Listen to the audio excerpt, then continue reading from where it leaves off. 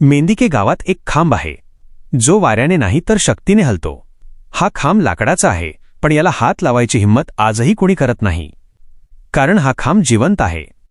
लोक म्हणतात, कोणावर करणी असो, बाधा असो किंवा बाहेरची हवा, या खांबाच्या संपर्कात आलं की ते सावट किंचाळत बाहेर पडतं. पण प्रश्न हा आहे, एका वाळलेल्या लाकडात एवढी भयानक ताकद आली कुठून? ही कथा आहे त्या दुपारची, जेव्हा साक्षात बाळूमामा इथे विश्रांती घेत होते. अचानक रानातून एक माणूस धावत आला. त्याचे कपडे फाटलेले, डोळे रक्तासारखे लाल आणि तोंडातून जनावरच्या गुरगुरण्याचा आवाज येत होता. तो माणूस नव्हता उरला, त्याच्यावर एका भयानक शक्तीने ताबा मिळवला होता. तो सरळ मामांच्या अंगावर धावला. वातावरण थिजलं, श्वास रोखले गेले, पण मामा जागचे हल्ले नाहीत.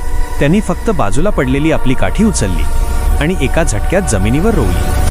मामांचा आवाज कडाडला, खबरदार, जिथं माझी काठी उभी आहे तिथं जगातली कोणतीही वाईट शक्ती तग धरू शकत नाही. त्या क्षणी जे घडलं ते पाहून निसर्गसुद्धा हादरला. ती काठी जमिनीने अशी घट्ट पकडली, जणू काही त्या काठीला मुळं फुटली, आणि त्या माणसाच्या शरीरातून एक वेदनेची किंकाळी हवेत विरली. त्याच्यावरचं ते भयानक ओझं त्या काठीच्या एका स्पर्शाने कोळसा झालं. तीच ही काठी जो आज मेंदिकेचा खांब म्हणून उभा आहे. आज शेकडो वर्ष झाली, ऊन, वारा, पाऊस झेलूनही हा खांब तसाच उभा आहे. गावकऱ्यांनी याला कधी रंग लावला नाही, कारण जिवंत देवाला रंगाची गरज नसते. अमावस्येच्या रात्री आजही हा खांब थरथरतो. भक्त सांगतात, इथे डोकं टेकवलं की शरीरातला ताप निघून जातो आणि एक थंड शहार अंगावरून फिरतो. हा खांब आजही जागा आहे, तुमच्या रक्षणासाठी.